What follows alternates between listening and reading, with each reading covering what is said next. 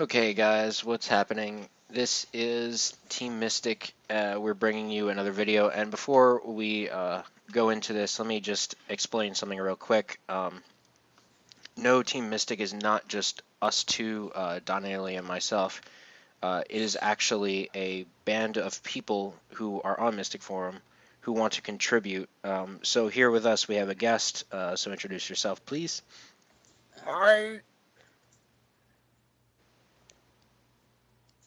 What's up, everyone? Prince Dobler here. Thank you for the introduction. Uh, and also we have Don Italy here. So, Of course. and so ultimately, Prince has produced content for us before. If you go back to our other channel, Team Mystic Forum, we have some brawl matches from way like 3 years ago, maybe 4 years ago. So he has produced content for us before, and so he is a part of Team Mystic, and you too can be part of Team Mystic. All you have to do is join the forum. It's in the link in the description, and be active, and you too can join us in our silly videos, which is going to get very serious very soon. But anyway, Dun dun dun. now that we've talked about what Team Mystic is really, because I don't think I've done a good enough job of explaining it.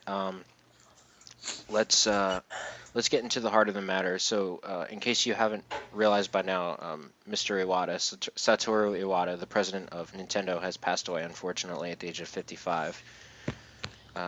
Yeah. He was so young, had so much to live for. Yeah.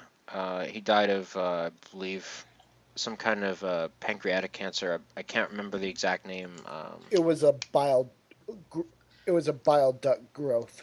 Yeah, there you go. It was a tumor in the bile duct, which I'm not sure exactly where that is. I think it is pancreas, but I'm not sure. I thought the bile was over with by the gallbladder, which is in between the small intestines and the liver. Oh, well, I never took A&P, so A&P. anatomy and physiology. I never took that, so. You never took biology ever? I took biology. I didn't take anatomy though. Yeah. Well, most biology classes at least skim over the Not human mine. body.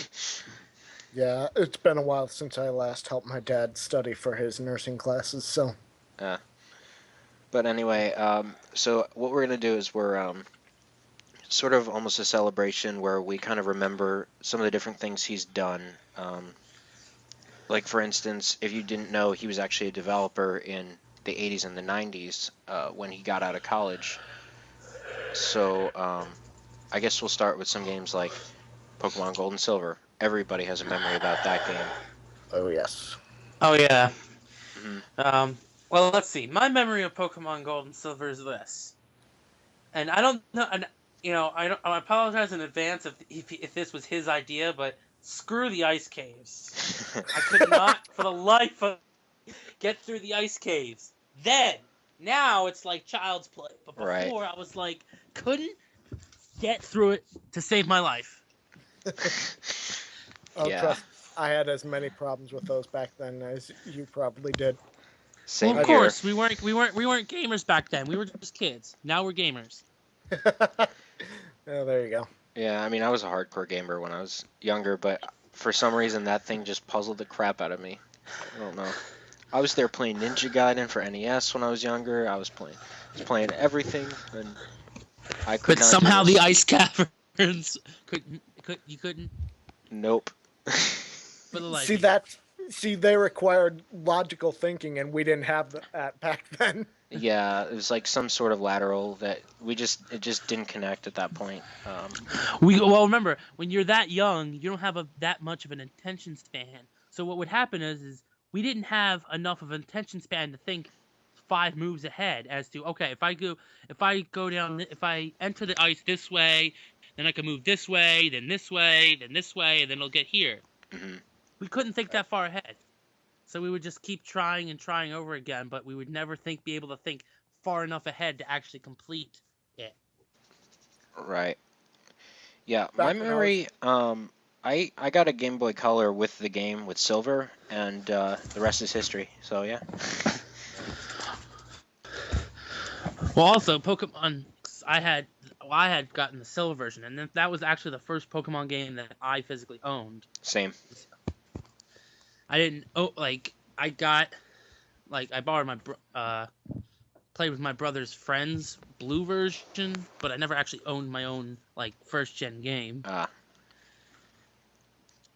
So it wasn't until silver. So how about you, Prince? I actually did come on board with Gen 1.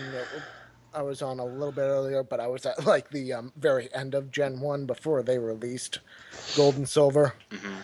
So I did come onto it relatively early, and honestly, I do remember a lot of times getting lost in that game. It was a lot of fun, and it kept me distracted from a lot of other crap that was happening in my life at the time too. So Ah. Yeah. Another thing that I thought was a note was that when the second gen, I remember when the second gen came out, because when one of my favorite games to play on the N64 was Pokemon Stadium, and so it was like just as the second gen was coming out, I was like, dude, what if they were to, since you have a new generation, does that mean maybe they should do a Pokemon Stadium 2 with the Johto region in it? And then I remember like not too long after seeing a commercial for it, and I'm like, dude, I can predict the future. Right. Yeah. Not to mention that's actually one of the next games I was going to mention was Stadium. It was actually he worked on Stadium by, according to Wiki, like he read the original coding in red and green and reworked it for an N64 game, which sounds complicated as hell. So yeah. Oh Thanks, my Iwata. god. Of course. I mean, nothing nothing is the best thing about those games, hands down, were the mini games. Yeah. oh yes, They were just so much fun. Mhm. Like I remember spending hours trying to find a way to get more, hits in the Magikarp jump thing, or, you know, trying to see if I can, beat my time in friggin' the any of them. Like they were all especially in the original one they were very simple games, but just surprisingly, like addictive. Mm-hmm. Of course, simple concepts but very complex oh, of and lengthy course. working. So Yeah. Oh yeah, and of course, if you were ever if you were the person who got to pick the next mini game and you picked the Clefairy game, everyone hated you. see, actually, a lot of us really didn't. A lot of my friends actually didn't really mind that. A lot of us actually struggled with that Kakuna Metapod Harden game. Well, yeah, but like people get just the fact. Yeah, but you didn't have to remember anything. You didn't have to sit there and actually pay attention. You just or sorry, yeah, you had to pay attention, but like with the Clefairy game, you had to actually memorize shit real quickly, and then repeat it. Right. Remember, we were kids then. This is not school. I don't want to be learning. Damn it. Don't want to be thinking. I just want to button mash. Which is pretty much what you did if you did the Sandshrew game. It was just like... Yeah, mash what was it, the L and R buttons? Yeah, I believe so. Just like... Yeah. Yeah, like your Kenshiro from Hokuto no Ken. I don't know. Of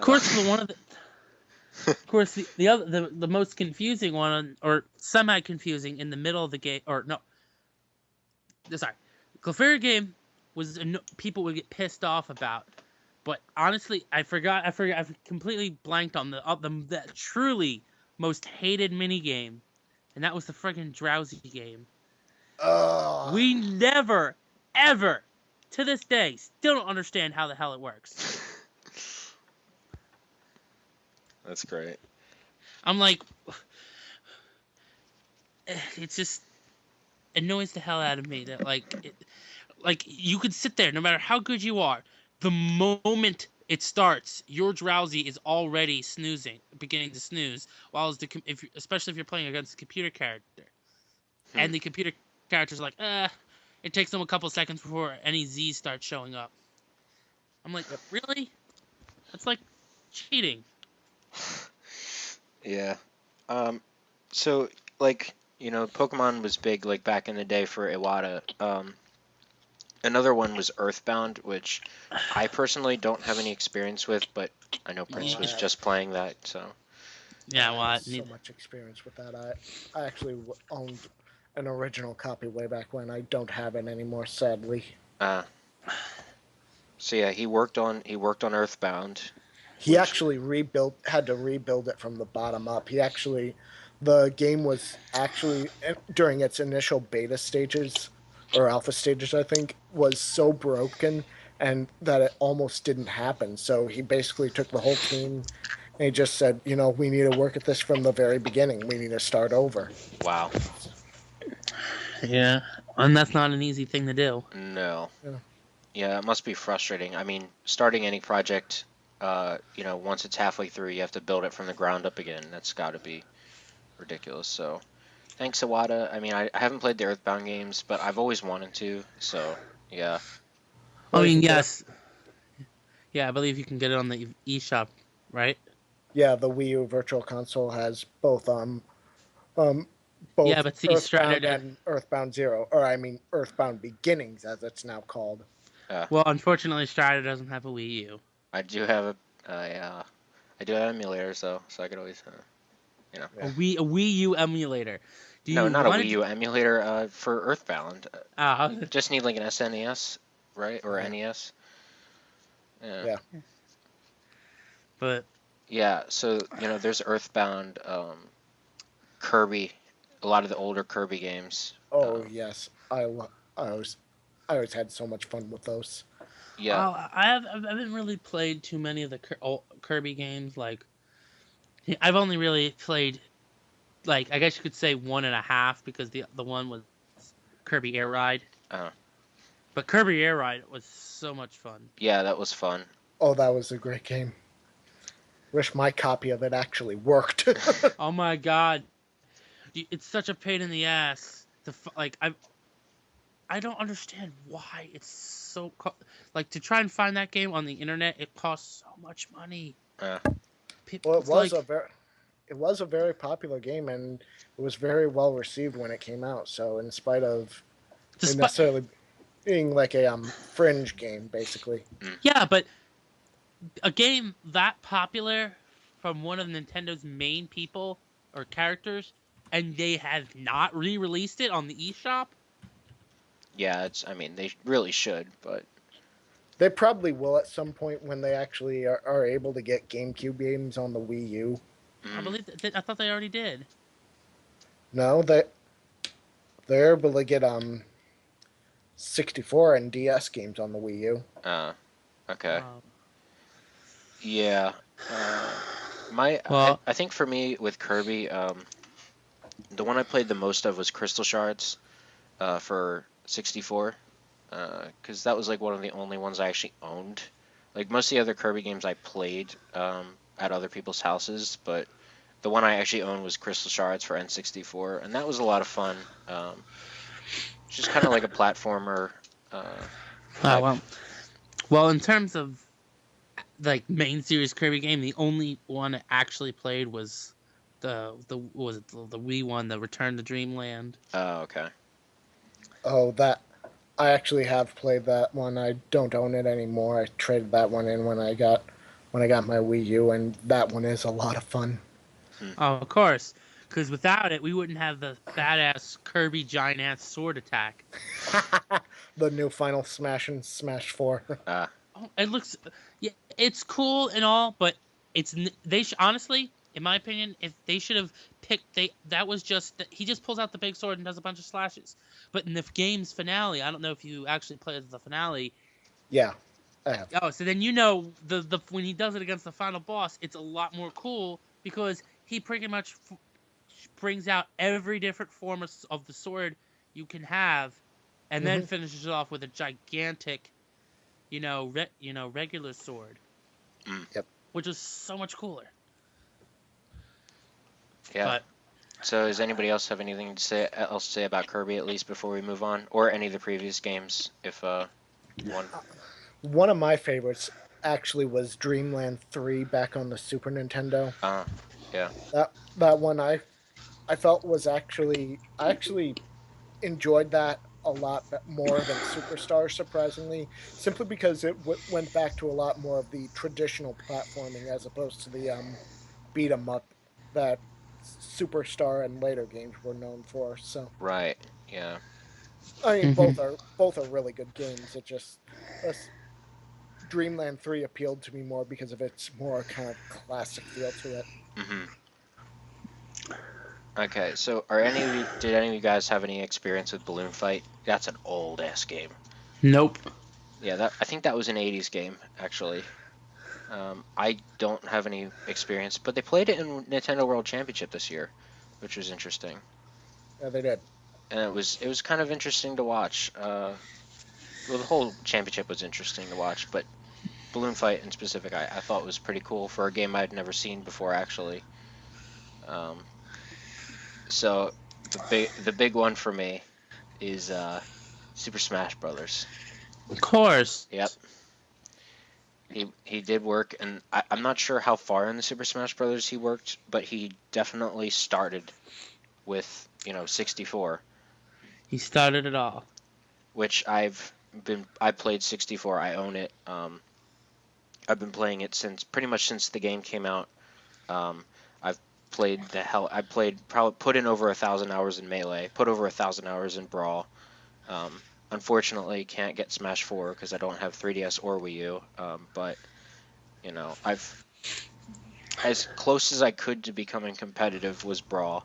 I don't know how far. I don't know if he worked on that or not.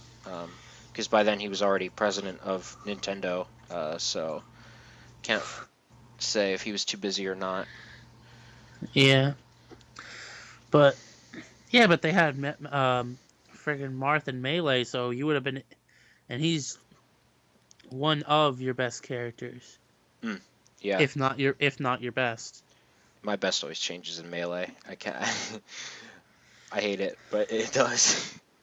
But Marth is pretty consistently up at the top, so Yep. yeah, um, yeah, because he became president in 2002, which was a little bit after Melee came out. So I'm pretty sure he probably worked on Melee. Definitely 64. So thank you Iwata because that shit was brilliant. That shit's cash. It's still cash. So And it will remain cash in the future. yeah. So thanks. Because despite Yeah. everything, they're gonna keep making more. And your legacy continues because they're playing Smash. They're playing Melee at Evo this year as well as Smash 4. So Thank you that's for everything, Mr. Iwata. yeah. Yep. So I guess that's pretty much the main stuff that he's worked on as a developer. As as we know now, he worked on. He was the president of HAL, actually HAL Laboratory, which was the people that were developing Smash Brothers and all them. And then he eventually, in 2002, became the president of Nintendo, uh, Hmm. which was the fourth president, Q Q Daime, or not Q Yon Daime. I'm sorry, Yon Daime president. Uh, anyway, so that with that, obviously, we all know Nintendo Direct, Of course. which is the most recent, thing he was doing was Nintendo Direct, which I don't have too many memories of because I didn't watch too many of them. But there was a great parody on one of the channels I watch, a guy who basically mimicked Iwata and basically predicted sort of the amiibo, um, like the strategy that the amiibo business would take, which was pretty interesting, pretty funny how it happened. So Yeah. So anything interesting about Nintendo Direct that either one of you want to talk about? Um, well, just the fact that all the interesting trailers and the hype that the Nintendo Direct was able to bring to the Nintendo fans, as opposed to before, where you had to hear it through like newspaper articles, magazine articles, and you're like, because honestly, the Nintendo Direct is one of the things that helped bring Nintendo's advertising campaigns to the modern era. Hmm.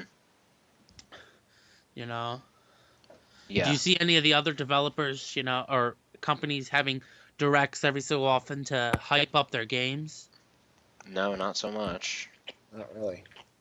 I Nope. think I do. I have been had a relatively low opinion of the Nintendo's marketing in recent years, but I think the Nintendo Direct was definitely a huge step in the right direction after he started them. Yeah, definitely.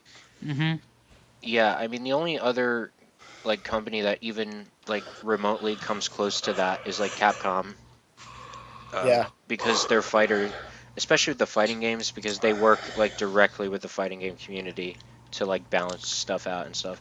But I mean, other than them, there's really nobody else that came close to Nintendo Direct's, direct communication with the fans. So, Yep. hats off to that, definitely.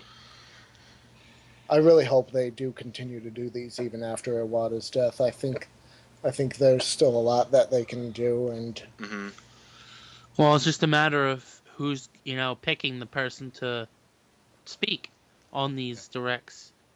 Right. I mean, we could always have Reggie do an American Direct. You never know. Yeah, but like not they weren't mm, always American only directs. Right. Like so Well, I mean, as far as like because English, at least the American audience and like a lot of English speaking audience would at least be able to understand a little bit better if Reggie took over. And then obviously they would probably put Japanese subs or something. right. Yeah, or something mm, like that. Or they might just get somebody else who's pretty decent at English. English. Yeah, get the guy from JoJo, one of guy who plays Joseph. Oh no. Uh, yeah, neither of you will get that, uh, Yeah, but JoJo fans, you guys get it. You guys know my boys are hanging out there somewhere. I'm just kidding. One of these days. I'm just I get hype when it comes to that series, but yeah. Um, so I guess is there any last things you guys want to say in terms of Iwata and stuff like that? Um, not that I can think of. mm, I think we've covered everything. It's just the Okay. last thing I can really say is that we're going to miss him immensely, and Mm-hmm. we are going to be, and he did leave a huge legacy behind, and for that we sincerely thank you, Iwata-san. Yeah. Yeah, so that'll about do it. From Team Mystic to the Iwata family, we send our condolences and we thank you know Iwata for all his service and the things that he's done for all the fans for years. And yeah, that'll about do it. We'll definitely miss him as said. And this has been Team Mystic on a extra bonus video. Thanks to Prince for doing a collab with us, being part of Team Mystic again. It's been quite some time, so figured I might as well ask him if he wanted to do this. Yeah. Mm-hmm. So yeah, thank you guys for listening to us, and we'll see you guys in another video, hopefully. Maybe Peace, one day. everyone.